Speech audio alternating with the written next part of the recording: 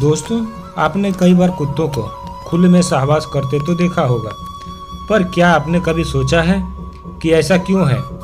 आखिर किस वजह से कुत्ते ऐसा करते हैं? कहीं ये उनकी किसी भूल की सजा तो नहीं या कोई और कारण? दरअसल महाभारत काल में एक ऐसी घटना घटी जिसने कुत्तों की पूरी जाति का ही भविष्य बदल दिया था। आपको बता दें कि कुत्तों को यह श्राप किसी और ने नहीं बल्कि पांडवों की पत्नी द्रौपदी ने दिया था। अब सवाल ये उठता है कि पंचाली भला कुत्तों से क्या बैर और उन्होंने कुत्तों को ही ये श्राप क्यों दिया? ये तो हम सभी जानते हैं कि द्रौपदी का विवाह कुंती के 5 पुत्रों से हुआ था और तभी यह तय किया गया था कि द्रौपदी 1 साल में सिर्फ एक पांडव के साथ अपना समय बिताया करेगी। जब वो किसी पांडव के साथ अपने कक्ष में समय बिता रही होगी तब जो भी पांडव कक्ष में होगा वो अपनी पादुकाएं बाहर ही निकाल देगा, जिससे कोई और पांडव कक्ष में न जा सके। ये बातें सभी पांडवों ने मान ली थी, लेकिन एक दिन द्रौपदी अर्जुन के साथ अपने कमरे में थी। दोनों ही बहुत सुखद समय बिता रहे थे, एक दूसरे की बातों में खोए दोनों उस समय का आनंद ले रहे थे। तभी उनके कक्ष के बाहर एक कुत्ता आया। उसने अर्जुन की पादुकाएं अपने मुंह में दबाई और जंगल की ओर भाग गया। जंगल जाकर कुत्ता उस पादुका से खेलने लगा। उधर भीम अपने कक्ष में जा रहे थे। उन्होंने देखा कि द्रौपदी के कक्ष के बाहर कोई पादुकाएं नहीं है। इसका मतलब है कि वो इस समय अपने कक्ष में अकेली है।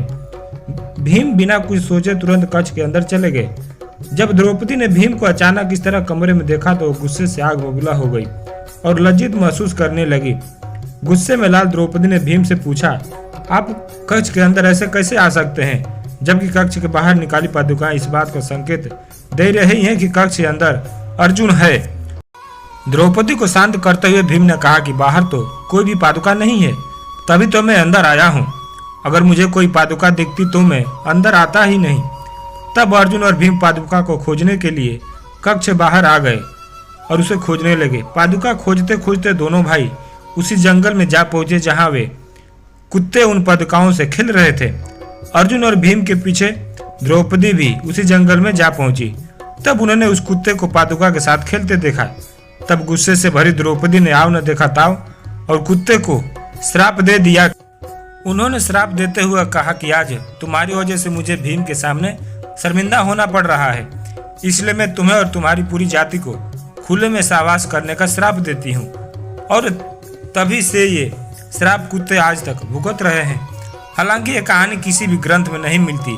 इसके 2 कारण, पहला ये इस लोक कथा का कोई प्रमाण नहीं है और दूसरा ये कि सभी जानवर खुले में ही सहवास करते हैं। तो क्या श्राप सिर्फ कुत्ते को ही दिया गया था? यही कारण है कि कुछ लोग इसे सच मानते हैं तो वही कुछ लोग इसे काल्पनिक कथा बताते हैं। आपको बता दें कि कुत्तों से जुड़ी ऐसी कोई और भी बातें हैं जो हमारी पौराणिक कथाओं में हमेशा से बताई जा रही है।